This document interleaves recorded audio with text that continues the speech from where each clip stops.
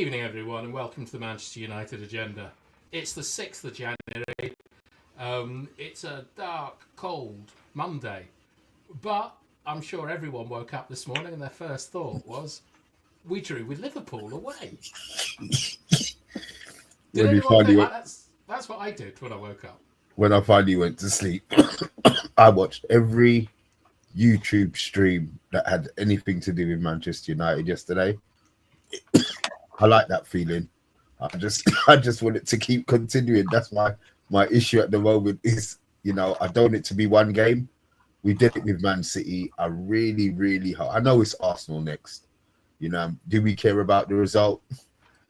To a certain extent, but I want to see another performance like that. If Arsenal beat us and we play like that, fine. I don't have a problem. But that's the benchmark that we've made. So we'll see. It's nice now. You can come on a Monday with a smile on our faces, thinking, okay, it was only a draw, but they've been merging everybody. So, let's put it into a bit of perspective. We've raised the bar now, so it's just up to that trash that we've got to a little bit higher than it has been. All right, Yabba, when you woke up this morning, spring in your step? Yeah, it feels good. I mean, something you said that rang bells with me because really happy about the result. But you said something like even in the treble era, you'll be buzzing with a draw at Anfield, wouldn't you? So at any time throughout the years, I mean, we've had our dips. I don't think they've ever had dips like that. They're our main rival. When you look at the trophies won by big clubs in England, domestically we won one more league. But they've got 6 European Champions Leagues, and that makes them special, and they're a really special club, but they've never dipped down. They've always been a solid side, even like in the 90s with Roy Evans and that Spice Boys. They were still up there, top half of the table. So we need to show some character to really come back, and that result could be the catalyst of change. And just obviously, I told you guys yesterday, I didn't see the first half, but you were talking about Ahmad's header, and I've seen it now. That was funny. What do you think was what happened there? I mean, that's got to be ahead of the ball. I think he got ahead of the ball, man. Should you just say it was the wind? Oh, good. And Dalot provided that. So clearly, we didn't do man of the match yesterday. And I was going to say Harry Maguire, but from what I've seen and what I've read today and everything, everyone's raving about how Dalot played, and no, it's because he ripped Trent a new one. Right. He wasn't. I don't think he was. I'm not saying. I think you're being unfair. He was up against 2 world-class talents. Like Salah, no question, is world-class. Trent has but Salah doesn't track ability. Do you think it was Dalot that kept? Salah was just seemed out of the game. I just think that we dominated. Where they normally dominate centre of the park and get it out to Trent, I think we cut that out. We got it out to Trent to Salah. He wasn't really on. Do you think that was down to Dalot? Well, look, it's not. It's very rarely down to one player. It's down to the system and the personnel. And I think that Bruno was taking up annoying positions, just sort of high and on the outside of Trent. And Dalot had the engine to get up and down. Salah had to get, Salah was meant to be going back with Dalot, but he didn't because of the amount of running Dalot was getting through. Trent was struggling with him, and Dalot was really trying to take him on. And I think that when you look at Liverpool this season, I haven't seen them live a huge amount of times, but Trent and Salah, that will be the worst performances that they've put in all season. That's what they seem to have said, yeah. Yeah, and I think that when you look at Dalot put that on a plate for Ahmad, who just fell off the bouncer castle instead of heading it in, and then injured himself. He put in a lot of good balls all day. He was up and down. I think that Martinez helped him out a little bit as well. He was good on the ball. Bruno was disciplined. I think Dalot's been unfairly pilloried a little bit this season, and I think he showed yesterday that maybe that left wing back role isn't the one to look at. Maybe it's the right wing back role, because it's difficult to think of a sterner test like defensively than Mohamed Salah. And then you've also got to get out to Trent to stop that world-class delivery coming in the box. So for me, the three that stood out were Dalot, Maguire, and Bruno. But I think that Dalot has as good a shot as any of them to be man of the match. It was great. It was a real 8 out of 10 performance from all three of them.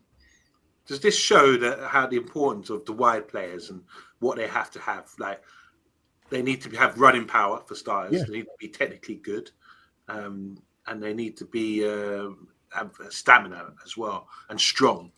So this is where I know Bartholomew keeps stating that Ahmad at the moment currently could play there, but I just think we lose something playing him there because he's a little small guy, and you don't want him to be sort of digging in and But he can though. Yeah, but that's the thing.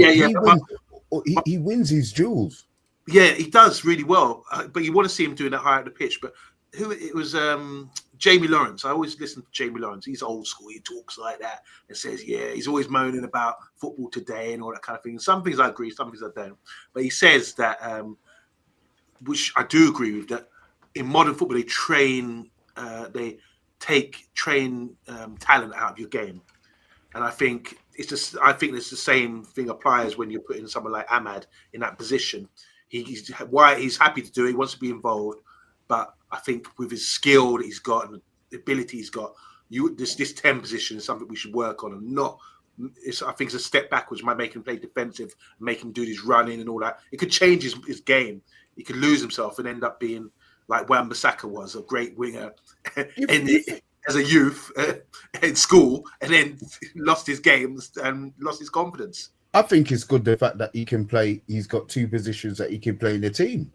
Me personally, I think it proves his adaptability. What I don't want him to become is like a Grealish, where Grealish just doesn't want to dribble anymore. Everything is pass. But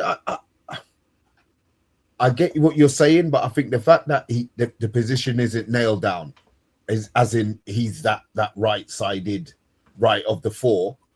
I think it's good that he can play 2 positions. I like multifunctional players, not necessarily that they can play everywhere, but 2 positions he's locking down in the team. So I think it benefits him, to be fair. Okay. So I want to say big up to everyone in the comments. How are you guys feeling after that result? Are you feeling good? Are your chest well up? You feeling sweet? Do you want to hear from them, Yeva? I'd love to. I can actually see them today. Well, we got Matty Bassett, who's here. We've got Angelica straight away. He said, don't sign Muani. He's not very good. We got Steph. Right, we've got a lot of poetry here from Angelica, who's quite clearly V. I hope you're doing well. Wait. Why would someone change their profile as from a man to a woman? I don't know. What's that about? Am I missing something? It's not for me to answer that, to be honest, is it? We've got the subject. Weird. That's odd. Yeah, but we've got something. I know I changed my name, but I've got reasons for that. Can I read the effing comments? I'm overexcited. I'm eating Skittles. Sugar rush. Yeah, taste the rainbow.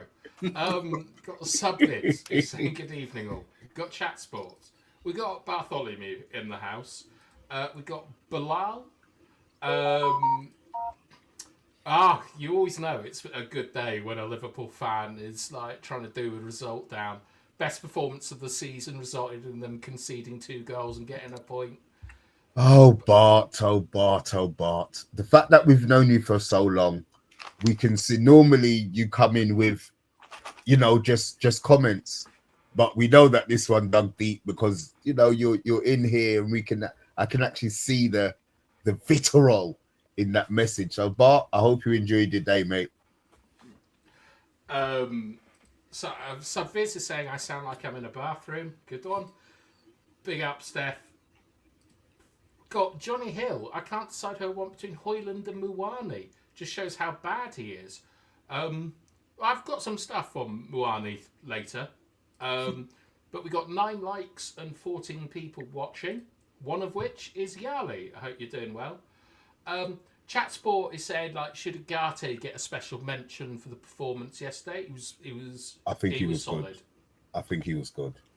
Can I just say, guess who had the most tackles in the game? Was it Harry Maguire? 2 players. Was it Harry Maguire? No. Oh, good. The fact that it wasn't Harry Maguire is good. All right. So we'll go Bruno. Ugarte. Who? Bruno? I'd say Ugarte and Kobe. Correct. 4. Yeah. That's all right. I have no problem with that. I actually think Kobe played really, really well yesterday. That means they're doing their job, isn't it? If for that position, that's what you want for those sort of players in that position. Eh? Yeah, I do. They got run off a bit early. Bathtime just got to work out what they do in there as a 2, and they need to appreciate the work that they're doing. I know you're struggling, Bathtime. I know you're struggling. I think, what would I do in this situation? And a lot of the time, you've just got to stay, and you're putting so much emphasis on your wide players or your centre backs coming in. But that's the system that he plays. That's the system that he. That's his version of 3-4, the 3-4-3. That I think it's more to do with the wider players and necessarily the central players. Not saying they're in there to defensively protect. Well, they are. They've got to come and someone's got to come in and help out. So you're either going to go into a 5-4-1 where the wide players are going to come and sit next to you, or a centre back is going to step up and kind of get into your area. And it's like, it's really it's difficult for a central midfielder because you've got to stay where you are. And you can't really put fires out. You've got to which is normally you got to wait for the fires to come. You got to wait for them to come. For the firemen to come, and you got to sit there watching it. And it's I struggle with that too in midfield, but I'll get there. Trent made Delo look world class. Right. We Deserve Better is a bear in a sore mood. He's twisted his ankle this morning. That's him out for a couple of weeks. How did that happen? That's not cool. He's running, isn't it? He was probably on mile 73 of the 75 mile morning run that he does. You know, Is it because it was slippery and snowy? It's really icy out there, isn't it? Was that why? What, in his bedroom?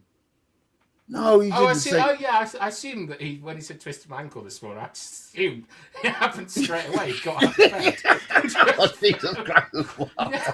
the sort of thing I do. And I had it in my mind that he was out jogging. Yeah, I can go with that. He'll tell us. Well, let us know. It's like he's senders in here, isn't it? Sorry, we deserve better. All right, what's Yarley saying? Liverpool build up. Okay, the Liverpool build-up starts at the midfield with McAllister and Gravenberch.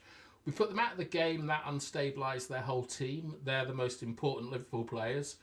I actually haven't watched the game back yet, but it's very clear that the positioning of our players, in particular De Ligt and Martinez coming into midfield, or at least coming into that area, was really important, and long may it continue.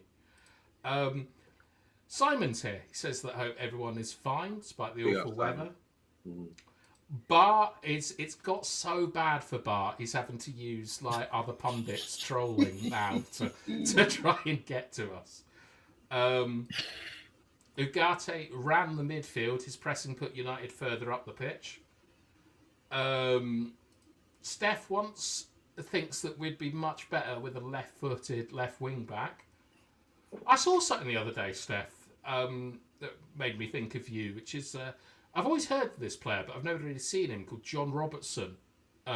Used to play for Nottingham Forest. Inverted winger. Yeah. I was stunned when I saw it. You want to talk about 1970s football, do you? No. No, I was told earlier on behind the scenes. True story. I got to expose you now about half time. We're talking, and I said, "Oh yeah, what we doing tonight, guys, show wise?" And we were looking for topics to talk about. And I said, "Yeah," because I was at work. I said, "Don't worry, I'll look for something on my way home from work." And Bath Time said, Don't bring anything up from the 1970s. You just talked about John Robinson, Scottish player, winger, 2-footed, crossed the ball for Trevor Francis for their win in the Champions League or the How do you remember that? He was a fantastic player, honestly. No But pace. he's not a United player. How do you remember slow remember fast that? sort of thing. He's right-footed, but played on the left. Drop the shoulder, push and go, and cross the wicked delivery, both feet. What a talented player! He's not talked about enough, so it's great you brought him up. Do you know what? You're right about that left-footed stuff because he's definitely right-footed and he played like Robert Pires, but he could cross with his left foot. And I remember thinking when I was watching it, it's just like two-footedness has really gone out of the game. It's true. It's awful to see. Like that's why I quite like Delo on the left because I think of our players, he's the one that is the most two-footed.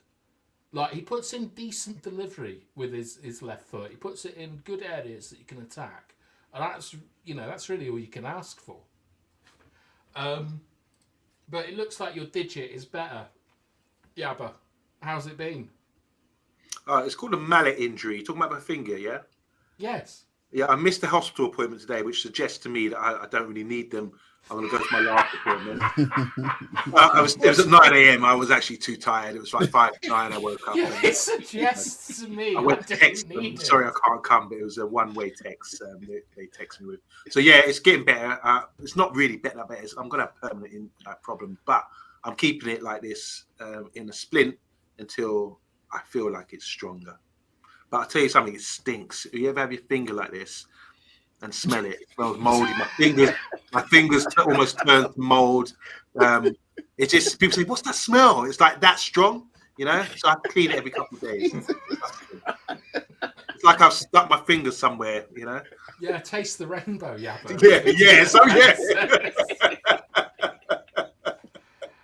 Oh, dear. Well, Forest are 2-0 up, are they? Yeah, I watched the first half. They're looking strong. We got Tyrone in the house. Tyrone. I hope you're doing well. Tyrone, when are you coming on the show? Yeah. It's Richard Herbert. Yes, evening, lads. Hope you're all good. Bit better yesterday, I suppose. What else have we got here? We've got a bit of We'd Serve Better stuff. Not 75 miles, Mr. B. Gosh, not at that time. It was while I was running, just on the corner, 500 metres. Look, he's got problems with corners as well. I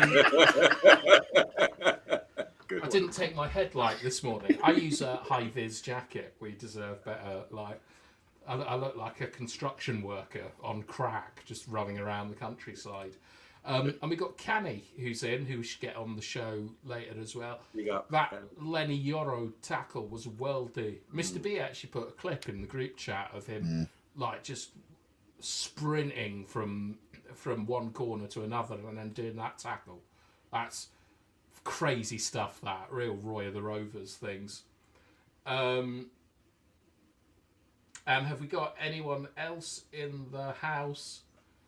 No. All right, what's going on then today? We've been linked with we just got the normal nonsense now. We can't talk about football. We've got to talk about transfers. You know what it is? It's funny. When transfers come, I hate it because I know half of these players, actually, 95% of the players that we speak about, we're not going to get, but it's the news that's out there, and maybe that 5% is the one that we all want. Yeah. I know who we want to go, and I know who they're looking to move on. So what is it? Is a Zirkzee swap? What's the information? What you got for us, Bath Time? All right, so Zirkzee, there's quite a lot of mixed messaging around Zirkzee today. He's put out stuff about how he's absolutely not ready to leave Manchester United. He wants to be a success in the Premier League. It's too early, blah, blah, blah. And at the same time, there appears to have been there's strong links with Juve, and that it's believed that he's kind of agreed terms with them. So I don't know if his agent is doing... I don't know if agents do this, where they go out and they agree stuff before they talk to their client. That's kind of how you're meant to. That's how you're meant to be as an agent. Always getting always getting the price, as it were, for your player. But it looks like that there's been a bit of a back and forth between Zirkzee's camp and Juve. Obviously, it would be a loan, but they've got a striker called Dejan something or other. Vlahovic. Thank you. And they want to send him to us, and we send them Zirkzee. And Yes, please. really, Vlahovic is good. A couple. You've got that Juve connection. Yeah, my son will lose his mind, and I know he's my son, and I do love him, but the bantering for the next 6 months, I would kill him. So yeah, I would gladly take Vlahovic just for that. But to be fair, a couple of years ago, he was banging him in. Oh, what is this, Tyrone? I like Mitrovic myself. Mitrovic? Yeah. The one who's gone to Saudi? Well, he's at Fulham, big tree. Yeah. Nah, man, you lot are crazy. You lot are mad. That's because Really? he's like show ponies. No, but he's a forward with stature, man. Virtually. 310k a week, not a chance with it. Apparently, it's gone up. Wow, within 30 seconds, he's got that 40 grand. It's like, is that what he's on? Zimbabwe inflation going on. See, so they're trying to get him. Obviously, they're trying to get him off. They're trying to do a Rashford with him. Then 300. Maybe he'll come and he'll take a pay reduction. But Jesus, I didn't know he was on that much. Maybe that's not the deal I want happening now. I'll tell you something. That Vlahovic is a good player. Like, in Italy, he smashed it. I mean, he was playing for Fiorentina. I think he was scoring like a bundle of goals for them. That's how he got his move to Juve. That's usually how it goes, isn't it? The Juve, AC Milan, they usually get the best players in the league. And he hasn't really blown up since going to Juve. And they're not at their best at the moment. And I couldn't really assess him until we went to the Euros. And just to model to play, he's similar to Rasmus, as in he's a striker with a left foot. But I think he's a better finisher than Rasmus, clearly. And his movement in the box is really intelligent as well. Because he's not got the pace for the Premiership. I've noticed this when I think he's in the Euros or some of these recent tournaments where he's playing for his country. And I felt that, I think it was against England actually. And I was seeing him up against the English defenders and he didn't really have that spark. He had to use his intelligence to sort of try to get a yard or something like that. When it comes to power and pace, he didn't have that. I felt, wow, it's gone up again. We're making him a rich man, aren't we? Yeah. All this trend in talking about him.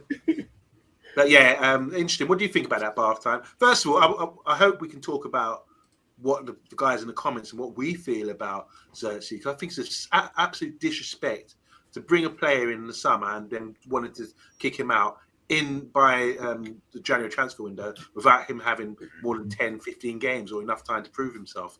I think he's been labelled, he's been marked, and he's finding it hard to lose that label that's been planted on his forehead, as if to say lazy, doesn't put his weight around. I think you need to give the guy more time. You don't spend that sort of money on someone who's not talented. And as his manager once said, he's a combination of. All right. I'll address both of those if I can. First of all, I wonder how important pace is to modern football at the moment with possession-based games and how so much work goes into stopping transitions. You see someone like Haaland at City, and you see his physicality being used, but you rarely see him like outpacing someone and running onto a through ball and finishing. Of course it happens, but you don't really see it that often. With our formation of, let's just call it a 3-5-2 or whatever, you're not really going to be a great transition side based on the fact that you have wing backs. Like you're going to have to get up the pitch much more intelligently than just trying to go off transitions. And I think that when I look at someone like Rasmus Højlund, we were talking about it last night with Dora, He doesn't have the tippy-tappy footwork in the box. You're He doesn't, yeah, but like, all right, let's call it soft feet then. Like, in order just to sort of like to manufacture a yard for himself for that one-touch finish. Because when as all strikers, I think you always say that they should just have 2 touches, one to control, one to shoot. Like, so it should either be a first-time finish or they should control and shoot. Is pretty much what it used to be. And for the control and shoot, it's still about creating separation. And the one-touch finish is also about creating separation from your man.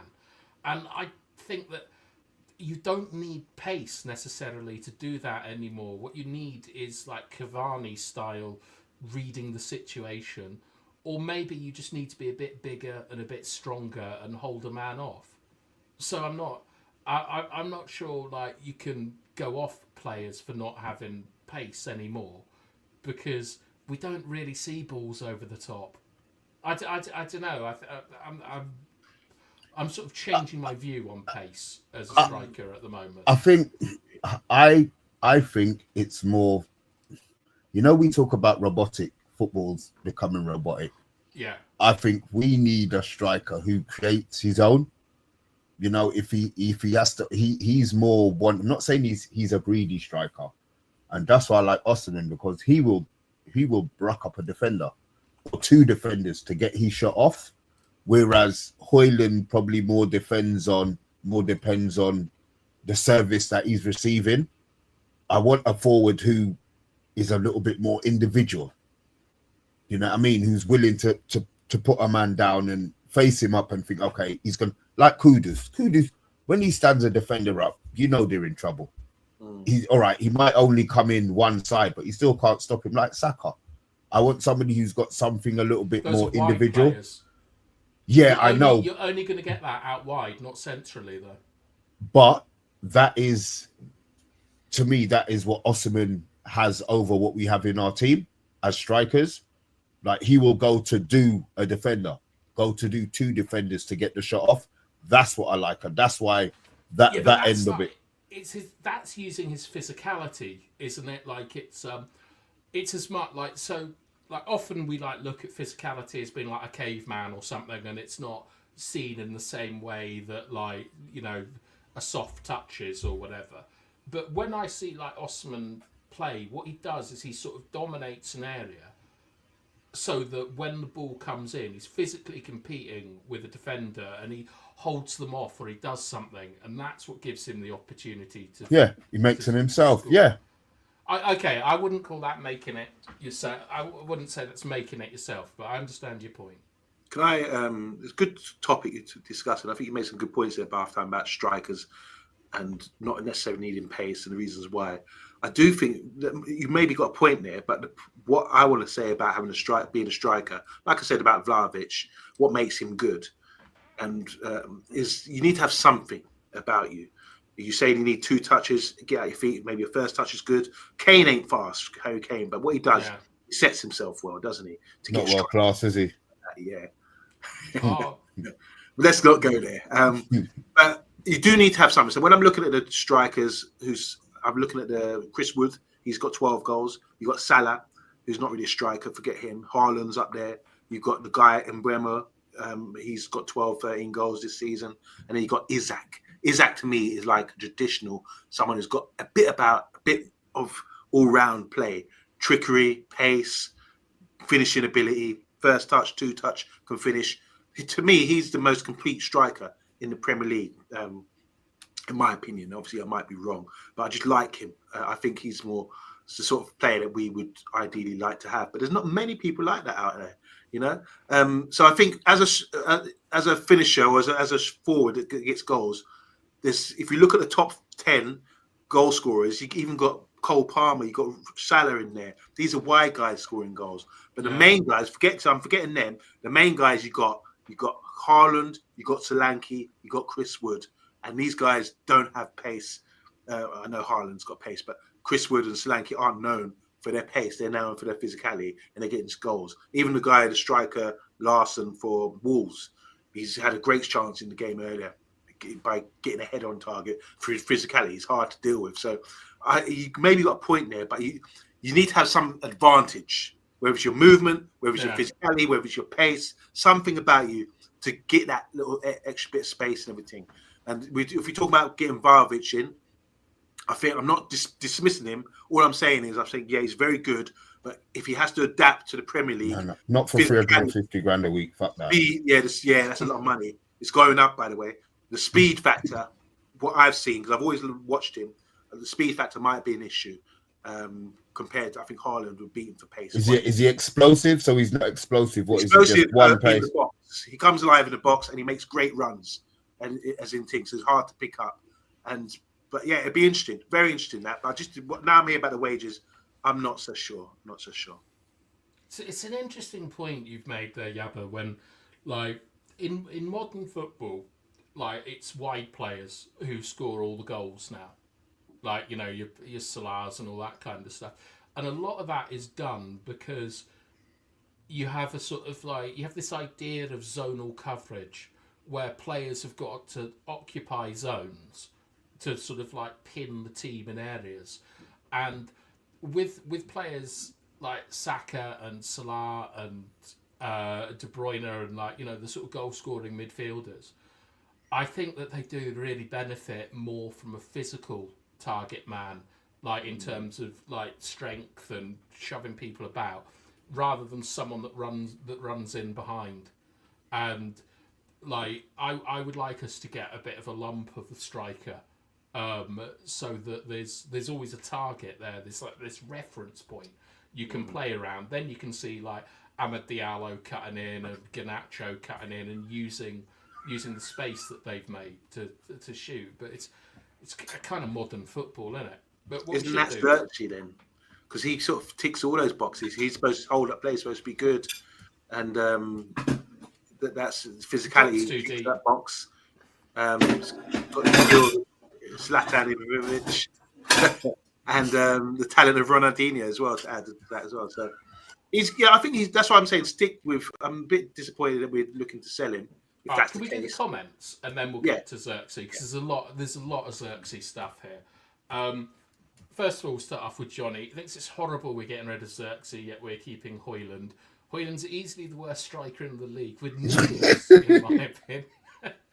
The one thing I'll say is that it's all horrible and things like that.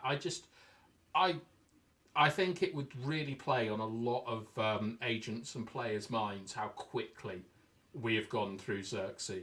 You would be worried about moving your client to a club that would do that, in my opinion. You know, only give you like 10 games. Bart is saying Serie A centre forwards don't hit the ground running. Look at Zaza, Zirkzee, Højlund, Felipe Anderson, Schimaka, etc. Did Ravanelli score a hat-trick against Liverpool on his debut? Long time ago. Yeah, years ago, boy. Yeah. There was one at Middlesbrough called Massimo Macaroni, I think. Yeah. Bald-headed guy, yeah. Yeah. Right, Matty is saying that Motta knows how to best utilise Zirkzee. And he's at Juve now, isn't he? Oh, yeah. Dude, that's the connection, because Juve are stinking up the place at the moment. Oh, right, okay. Well, they've got that. They've got some boys at Napoli to watch out for. Turn around and saying, I've been harsh on Zirkzee. His cameo yesterday impressed me. He fizzed the ball out wide to Garnacho at one point. Berber-esque. He just lacks confidence right now. I still think his pass to Maguire was ridiculous, but he did show Bottle coming on away at Anfield, and like, you know, he won the ball in a press. I think but is it you told me he hates Van Dijk? Yeah, there's rumours they don't really talk. I'm going to look into that, obviously. But on your investigation. Yeah, Yabba investigates. Where's the theme music, guys? Yabba investigates. That's something to look into. I don't know, guys. If you ever look into that, you guys in the comments, is there anything in that? Apparently, they don't talk, and this is judging by a few video clips in the tunnel or on the training field. They don't seem to get on. And you think, well, they're both, you know, mixed race or whatever. They should be able to be friends or something. I don't know.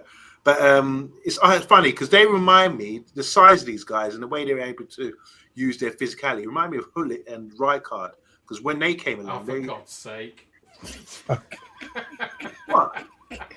There's some people here in this chat. Does everybody in this chat know who Rijkaard is? Forget about Hullet. Rijkaard. I know our generation. No, Rijkaard. It's not It's everybody. more like it's also the comparisons to two absolute titans Legends. of Yeah, European exactly. Yeah, the football. physicality. These guys come out of Holland to have two big, immense, tall guys like that with the physicality who could really play and could play as well. It's amazing, you know. All right, we got some stuff about like Højlund's got poor movement. We got Rajat, or is that Fede Valverde? Hello, Rajat. I thought you were a United fan, but you've obviously transferred to Real. Johnny agrees with you. In a dream world, you just go and get Isaac. I think you've also got to think about the system that they're playing in. I think that makes a big thing. I'm not sure how well Isaac can bring that across to United.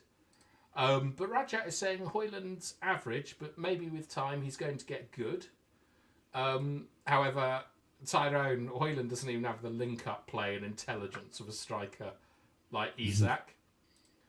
And Rajat is telling us to go and get Victor Gyökeres. Kane has yet to win a trophy, but I wouldn't call Kane crap. Visa, anyone? I'd like a bit of Visa myself. Apparently, Vlahovic is out of favour at Juve because he goes out partying a lot. Oh wow! Oh shit! So we're going to Well, I mean, sell to be one honest- party animal to get another one. Yeah, but if you're on 400, if you're on 500 grand a week or whatever he's on at this point in time, why not? V, don't put that comment in, please. AC Milan have come back versus Inter to make it 3-2. Is that Serie A or is that a cup? Cup, Super Cup. They're in Dubai. Ugh. They're doing the same thing that Spain does, playing their cup competition out in the Money, Middle innit? East. Yeah. Right. Juve want Osimhen. Napoli would rather him leave than go to a rival. Yeah, like Osimhen to United is, I wouldn't say it's heating up, but it's a story that isn't going away. What does this mean? Like, what's he said? What's Oh, that's annoyed me, Bilal. Can you tell me what Romano has said? But we've got 13 likes and 18 people watching. Right. The other stuff is Kolo Muani. I don't know a lot about him, so I made a we got 25 people watching. Awesome. I made a PowerPoint. Do you want to look at the PowerPoint? Yes, please. We've covered him before. Rhymes with Panani.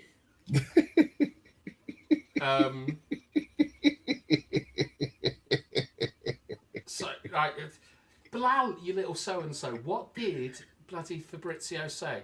All right, I got some stats on Kolo Muani. On the left is what he gets up to in France, and on the right is what he does in the Champions League.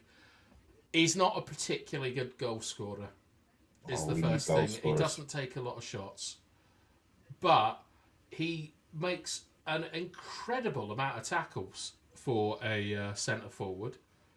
And he's very good at dribbling and receiving the ball as an outlet. So you'd think that he would be played a bit like Gyökeres in a sort of wider position, like basically running channels Yes. as an outball. And then dribbling. He seems to be a unselfish player. Like he's got a high amount of expected assists and he passes the ball. Oh, an unselfish forward. Oh my God.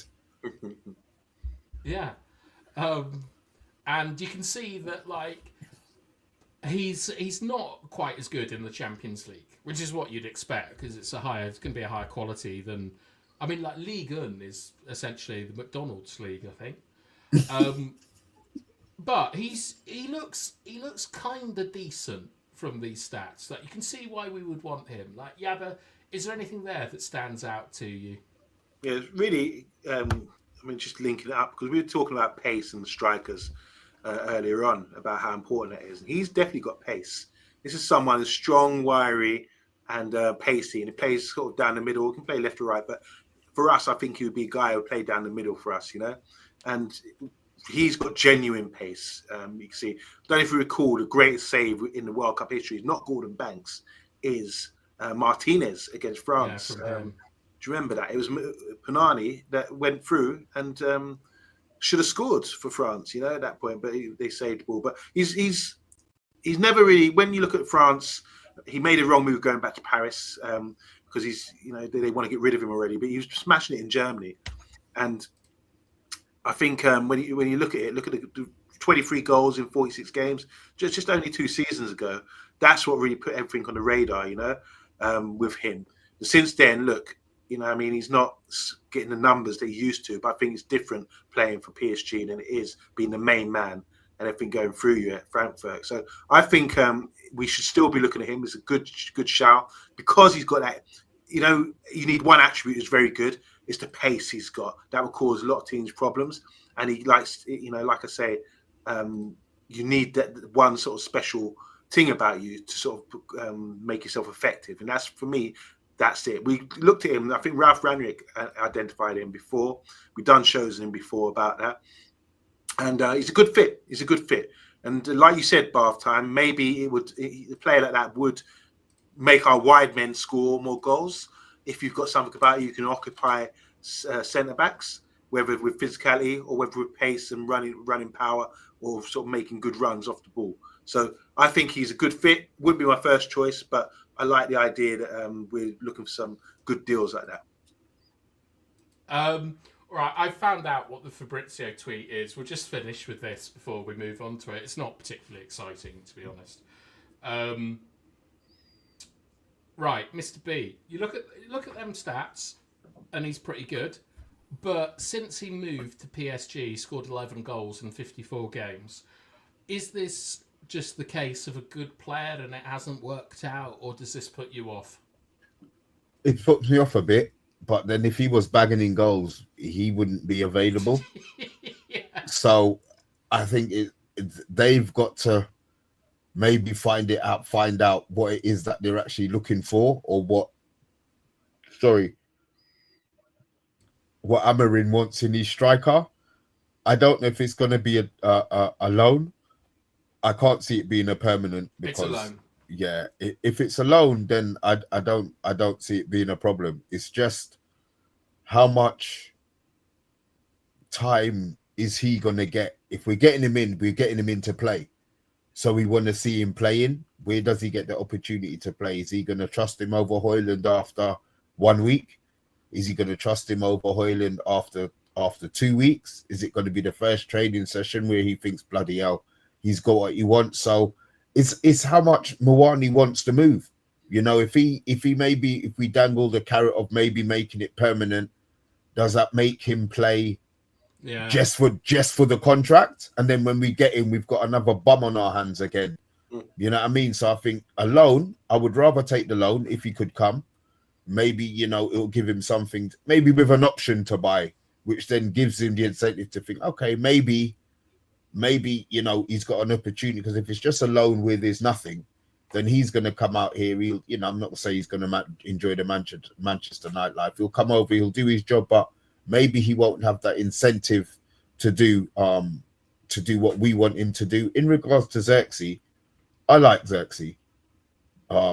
I would rather get rid of Højlund than him. I said that a couple of days ago. But if they feel it's the mistake that he's made, they've made, get rid of him. Like Man City did with the 2 goalies and the defenders that they bought. Granted, they had the money and they could go out and spend 50 million on each. Fine. If they feel they've made a mistake, get rid of him, get him out early. That's my opinion. Don't let everybody suffer, man. Wow. I think we should give our players more time myself. I think that I always say 18 months is what you should give to a player. The thing is if you can get your money back or make profit, maybe it's different. However, Kolo Muani's got a good injury record, Mr. B. In 4 years, he's been out for 66 days. That's lovely. Yeah, and like, look, I've even got a lovely diagram of where he's been injured. Well done, you're funny.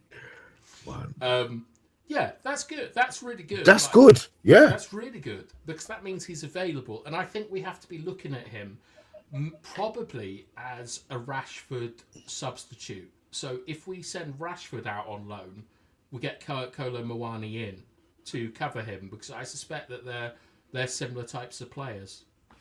Yabba, would you say that? I don't think it's similar. No, I think he's more down the middle. 6'2", fast. Yeah, well, there you go. There's the pros. Robust. Yeah, you've ticked all the boxes there, Bath Times. Good research. Thank you. He's most importantly, there's a willing seller. Like Muani is on the market and he's been linked with Tottenham, Liverpool, clubs in Italy. Like his agent has definitely been spreading him around Europe, trying to get a move. And to be honest, I don't think it's the worst place at the moment to come Manchester United to try and rebuild a career because we're going through a rebuild, and we're gonna churn through a lot of players. But should we talk about what Fabrizio Romano has tweeted? All right, I'll read it out to you. So this is like 15 minutes ago. Manchester United keep looking at left wing backs, and they've also added Denmark international Patrick Dergu to their list. Milos Kerkez and Nuno Mendes higher on the list but more expensive. Dorgu monitored by Man United scouts in recent months. However, Napoli are also keen on him. Right, do we know anything about Dergu? I watched him in the was it Euros recently? Yeah. I don't think Norway got to them. He's a black guy. I'm sure Yeah. he's a black guy, isn't he? He's Denmark. Denmark, is he? Yeah. He's a black guy who looked quite impressive, powerful. Yeah. Or mixed race guy or something. Yeah. But don't know too much about him where he plays. But the Nuno Mendes, the guy from Sporting, who started at Sporting as a 16, 17-year-old, started playing for them and then got moved to PSG as a left back, He's someone, obviously the links are there with our new manager, who's well aware of him and knows a lot about him, But he's a very good talented player as well. So this Danish guy, that's new to me. I don't know where he's playing right now, but that, like you said, about being a cheaper option than the other guys at Bournemouth and Numa, the guy at PSG. So yeah, I'm be sure after the show to have a look at this guy. I've seen on Twitter a few times that this guy is seen as a very, very big talent, Dorgu. So is that a talent do you think that's a talent that's ready to come in, or do you think that we need somebody to come in now? International footballer. Okay. Like, I think that says quite a lot. Is that he's played international tournament football, and in the same way that you said that we're not, like if Kolo Muani was scoring goals, we probably wouldn't be able to get at him. I think that he's obviously not going to be. He's not going to be playing at a Champions League level consistently at the moment, but he has the potential to get there and the potential to grow. And I don't know. I mean, like, I think Alphonso Davies is a dream now. Like, if they could get Fonzie Davies, I don't think we'd be linked to Milan Kerkos or Dorgu or whatever. And wing-back's a position that we need. I mean, like, Ait Nouri is someone that the chat has mentioned a few times. Like, V is saying Nouri will be left wing-back. Chat Sport is saying it's better. Rajat has got Nuno Mendes, Dorgu, Davies, Ait Nouri, and Fonzie Davies. I think that Dorgu is probably the cheapest, and he's probably got a pretty high ceiling, and it's whether you think we should make a team that grows, like, Kobe, Yoro, Hoyland maybe, Garnacho, like if they all grow together as a unit, or if we need more experienced players in right now. I'm in two minds. But I think in that position, because it's a position that we're sure of, I think we need somebody who comes in here now. I mean, look, if he's ready to go now and he's ready to grow with the team, that'll be absolutely fantastic. But me personally, I think because we don't have anybody who can play in that position how we want it to play, I think it's better we go in there now. My opinion. Very interesting, because we're talking about wing backs being the most crucial position. Well, that's what I was saying, and you guys felt midfielders for tactical reasons, and that's probably we need a lot of players. But Paul Scholes came out and he said the most important position we need right now in January. This is the actual quote. He said, "If Manchester United are going to bring a player in January, then it has to be a striker." So we touched on the strikers, and now we're talking about fullbacks, but no midfielders. But you guys seem to think midfielders would be important. Well, it's goals, isn't it, Amondo? That's what we need. We need goals. And I think that I think Scholes. I don't know if he's right or he's wrong here, because normally you get someone like Arsenal or Man City a couple of years ago. You think to really get over the line, they need a world-class goal scorer to get them an extra 5 or 6 goals a season. I don't know if we're in that point where conversion of chances is the issue. I think it's more about creating chances. I think that Delo put in enough decent balls yesterday For a proper centre forward. Yeah, for a proper centre forward. I think that we're really light in midfield, and I don't know. It's just go on, Mr. B. No, I was say the fact that Bruno can play, not saying start 2 positions, but the fact that Bruno can play the 10 and the 8 in the system that we're playing, and we don't have that extra player as the striker. Do you think that could be an issue? Because we're obviously talking about central midfield. We're hoping that Kobe stays fit. Agate looks like a monster. He doesn't look like, but he can't play every single game. Yeah, and he also hasn't been fit a lot this season, Ugarte. I don't know if that was because Ten Hag didn't like him, but he hasn't played a huge amount of games. It's only really since Ruud came in that he's been first choice. But Kobe, I think even if Kobe could stay fit all season, it's at the moment he's kind of gassing out, certainly by 70 minutes. Well, he didn't gas out. Yes, I don't think he gassed out yesterday. Well, he went off about 65, 70, so that's good management. But even if we can keep Kobe fit all season, I don't want him playing every game. I think he's got to be taken out of the team from time to time. And yeah, I agree. And things like that. So who comes in? Casemiro, Eriksen? And that's what I was. That was my Bruno. That was where I had Bruno playing.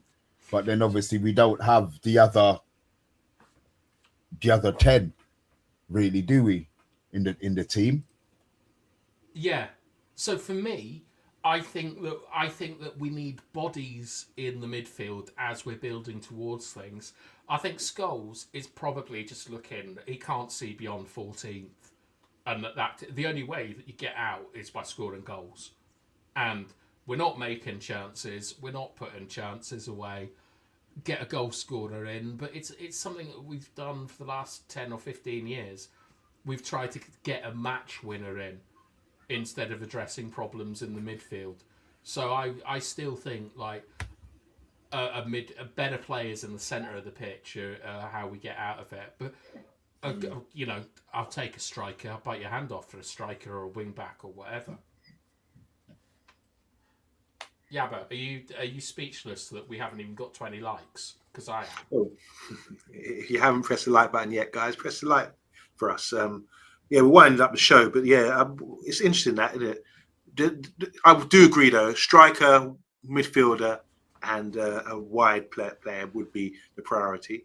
Just shows you, doesn't it, that the defence, the 3 centre backs or guys in defence are doing pretty well, despite us leaking a lot of goals. I think there's no urgent requirement to say we must get a centre back in. No one's really said that. I haven't heard many people say that, which is decent because we just brought in De Ligt. We've got Martinez who performed yesterday. Really fair play to him. We always want to be wrong about people. I've written him off. I was disappointed with him, but hopefully it's a turnaround for him. And we got Maguire and you got Yoro, who's getting rave reviews as well. Even Goodwill. Former club were tweeting about his performance yesterday. And who did you say as well? Goodwill. The yeah. Yoro. He's a big unit as well. So centre back seems to be okay, secure for now. So yeah, it's just the other positions. I still think the wide area, the wing backers, should be the main position because if, like you said, we saw Dalot give us something yesterday. I think if we can get a guy who's going to consistently do something in those areas, it might make us a better team. And you talk about getting up the pitch. I was watching Inter Milan the other day, and the way there it's got Dumfries and the Italian dude on the left. Marco? Yeah, when they're breaking, these guys just bomb forwards. Like, honestly, like, couldn't believe it. They're playing tonight. They just get forward. Like, yeah, they've lost 3-2. Yeah, well, there you go. They didn't get back, guys, and that's why they lost. But yeah, it's interesting that when you see them breaking, the wide guys are into. Dumfries has got an injury; he gets up and down. But that's a threat. And you got to go. I mean, you're a defender. You're like, oh my god, right? We got to cover that area. Someone's got to cover that because these guys are a threat. Getting up there. So if we can Danny get Alves great, Danny Alves was great. Just quickly, because they're talking about Trent and his liability for Liverpool. And if you can get at him, he's not a good defender, but he's so good going forward, you know. And people do compare him to Daniel Alves. Now, was there ever an issue for Daniel Alves? Maybe he's playing for that team that he couldn't defend. Because I've seen him live three or four times. He was a very good defender. Okay, he had to look after the entire right hand side by himself, and up and down by himself. Yeah, because Messi was in front of him. Oh shit! Yeah. God. So it was like literally he was playing very similar to a Dumfries or maybe Maicon back in the day, where he was he had to deal with the right hand side, attacking and defensive responsibilities. And he was an incredible athlete. He was technically superb. Like in the warm ups, him and Messi used to have that volley competition for 40 yards, and he didn't give up on his man. I know he's turned out to be a bit of a bad un. I think he's in prison in it now. Yeah. But he was a hell of a football player. Yeah. Like I was always really like. He was the player that really impressed me when I saw him live. Apparently, Angela's come back and said that we're going to go for Douglas Luiz. I'll take him. Is that the one that left from Villa?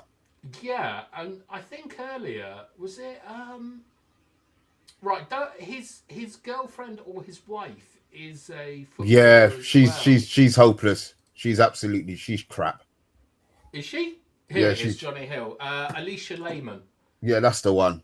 She's quite good looking, but she's not very good at football. You don't think she'd improve the ladies' side?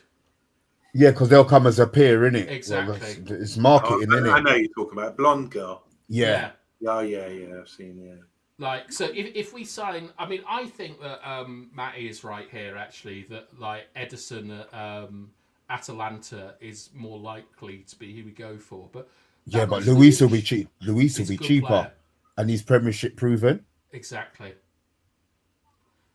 but it's the cheaper bit. Matt is saying Zubimendi. Zubimendi, no chance of getting Zubimendi, to be honest. Rendiz, I've heard of him. Dutch guy who's playing in Italy, isn't he? Yeah. But look, they want Edison. Tyrone wants Edison. Johnny wants Edison. Bilal is. I think this is down to money. I think this is down to money. The fact that we've been linked with doing a deal with Zirkzee, I think United are now exploring options to see who they have to see, kind of maybe what improves the team. It was Vlahovic earlier on. They've just come in with Douglas. Douglas Luiz is an easy move to make. Where is he, Douglas Luiz? Of Juve. Oh, he's gone to Juve. Okay. Yeah, that's what he did. So I think that's play though, Mr. B. Oh, I'll have to ask my. Hold on, I'll find out. 1 second.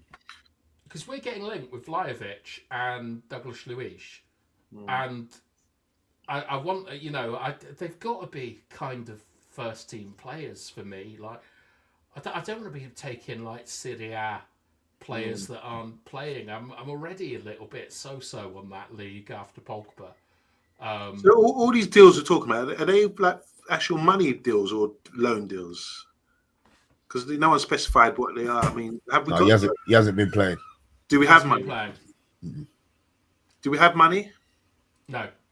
No. But Rashford, like, so these are the other ones that we've been linked with today. It's Casemiro. Apparently, Ronaldo wants him. Oh, please, Ronnie, please do that for us. Yeah, apparently, like, Ronaldo wants Casemiro, and Casemiro's up for it. So I don't know how much money we'll get there, but we'll save a lot of money on wages. Amas is once again being linked with a loan away. Leicester? So yeah.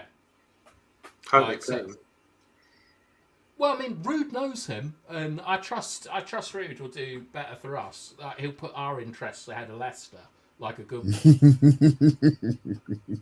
one. And once again, lots of stuff about Rashford, like clubs sort of beginning to test the water. And if we can get out Rashford and Casemiro for, like, if we can get Casemiro out on a transfer and Rashford out on a loan, we've got money to play with there, I think, and we can do stuff. So I think that what's also happening is that there's quite a lot of players like with good reputations or that have played well that are available on the loan market, like Kolo Muani, Douglas Luiz, Vlahovic, like Osimhen, and then that's before you kind of get into the stuff like maybe a Kvaratskhelia, if that's how you say his name, in the summer or something.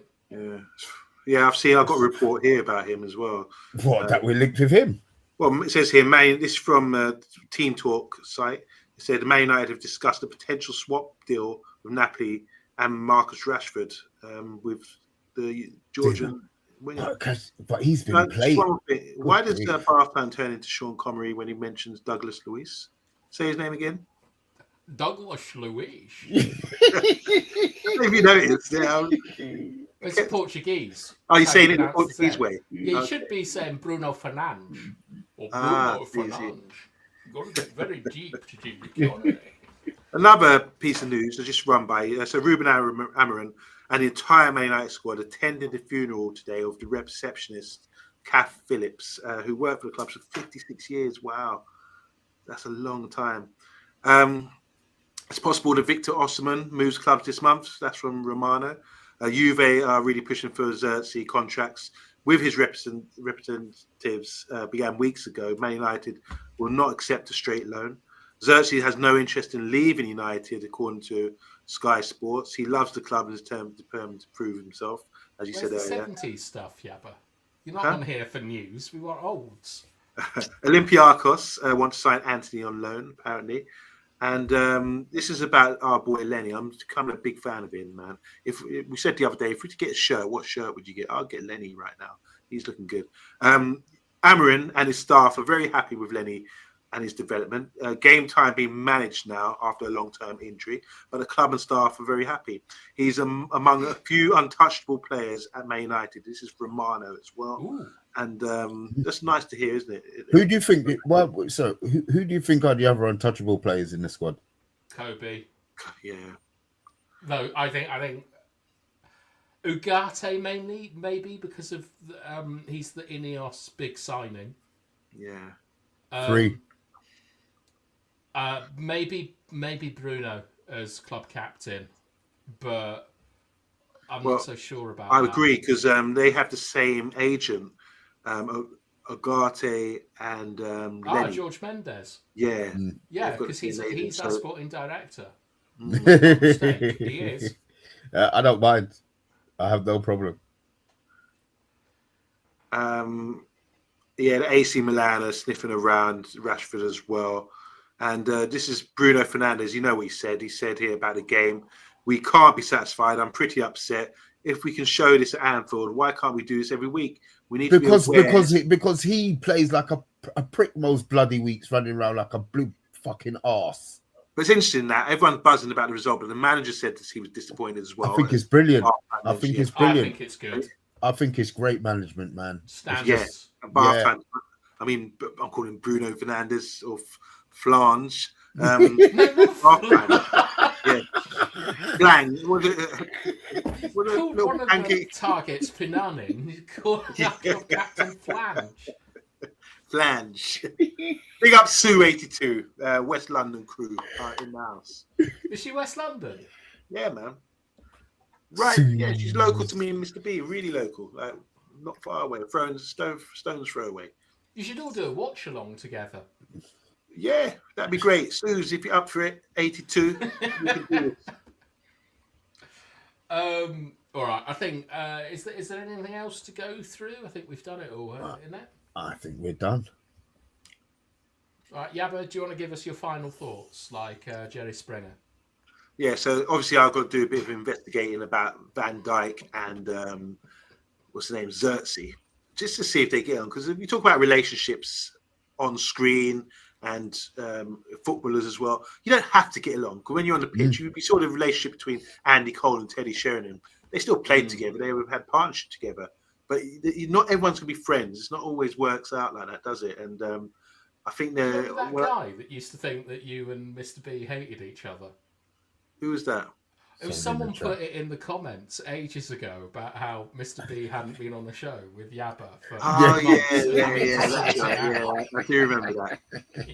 It's just another thing. So I was watching the game. I think Fiorentina against Man United from the season after 2000, and Batistuta. Oh my God, he came.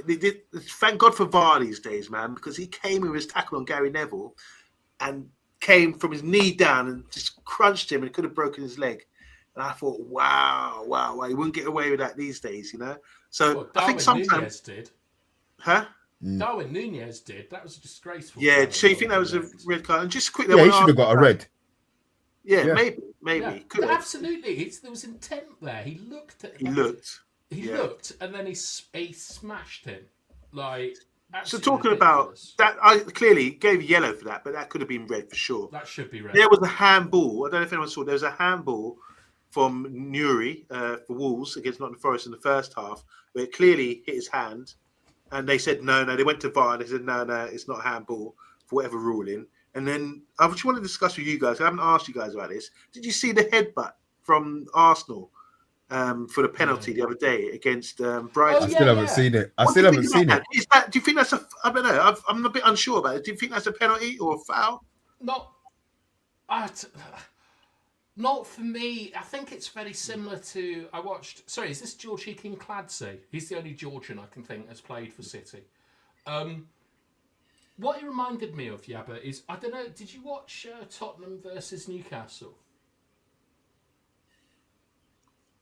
No, I haven't. I've only seen highlights. I don't think I've seen. All right. Well, you know the first Newcastle goal was a clear handball. Oh yeah, terrible. Right, that might be in the rules of the game that's okay, but it's against the spirit of the game. Yeah, I don't think that should have been given. Yeah, exactly. But it's in the rules, so I understand why it's allowed to stand. But it means the rules need to be changed, and I feel the same for the headbutt incident.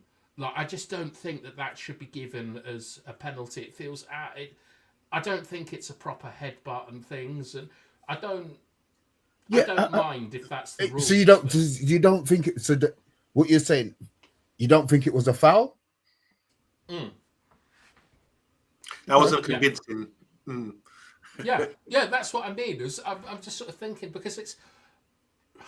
I think what it is that, like, we should sometimes see the rules as like an evolution, right? So that the rules should change as things happen, and the things like the introduction of VAR has changed how we look at handballs and stuff like that, because we can watch them again and again, loads of different angles, all that kind of stuff. Like, we can see if a ball has gone out of play, and we can see if things are offside and stuff like that. And I think the two things that you need to keep are, you need to remember that football is a spectator's game for the people that are in the stadium, right? And we can get up and go to the toilet or something during VAR.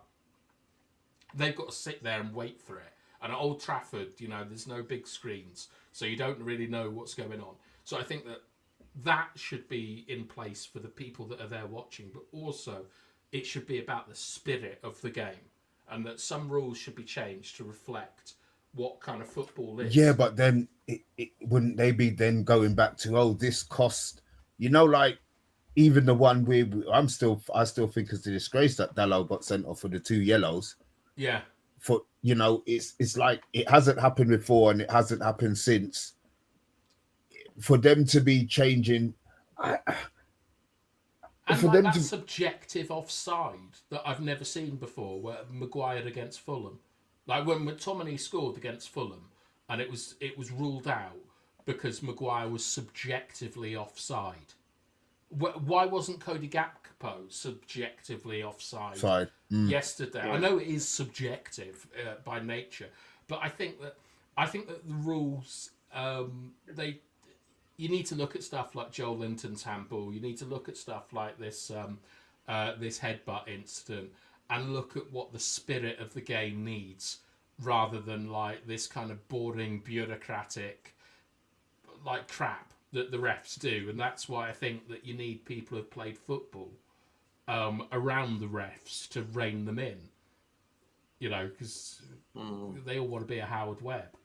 Yeah, interesting that. I mean, so many. We don't want to be talking about decisions and things. You just want consistency. You want to know. So every fan should know, watching that headbutt or watching a Delict handball, that's a penalty. That's not. There shouldn't be any deliberation about it. But it just seems like we're discussing it. Can we refer to these guys? They're the experts. But we should all know by now, after a few years of this situation with VAR, we should all know, be able to say that's a handball. That's all. But we're still having discussion on this panel. We might all disagree about a certain decision based on something, but we should know. For me, you need clarity in football, so everyone knows that's a foul, it's a tackle from behind, or that's a red card because you've headbutted the guy, or he's punched someone. Or I just want things to be clear, and it's not. Yeah. You can be sitting there watching the game, and everyone's talking about this decision, and it's like, well, is it or is it not? Just update us so we know easily, so there's no argument about it. We got some kind of answers yesterday with the Licks handball, because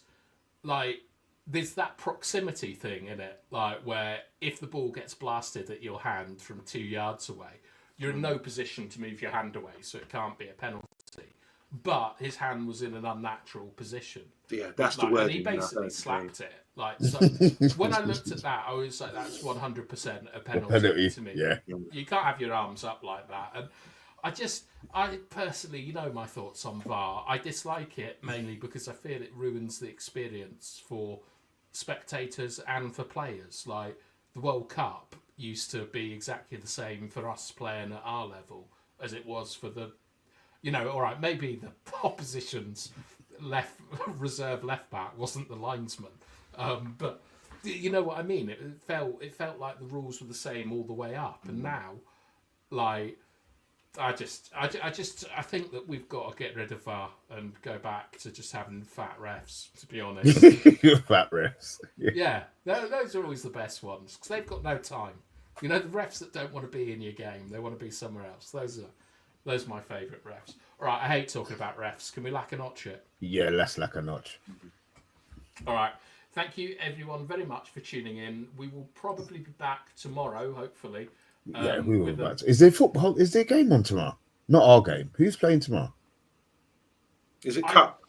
Is it the Coca-Cola Cup semi-final? No, it's FA Cup soon, isn't it? Oh, is it Liverpool? Coca-Cola Cup semi-final. League Cup semi-finals. So that's Liverpool, Tottenham, and Newcastle, and on the Wednesday. Arsenal. Chelsea tomorrow. Arsenal tomorrow, and whoever else is playing on the Wednesday. I'd quite like to watch those games. So we started late tomorrow. Yeah. Like 10 o'clocker? Yeah, but I've got an early start the following morning, but yeah, why not? That's what I like. That's what I like. Guys, we will be back at 10 o'clock tomorrow. Lack a notch. Yeah. Lack a notch. Lack a notch. That's the wrong one.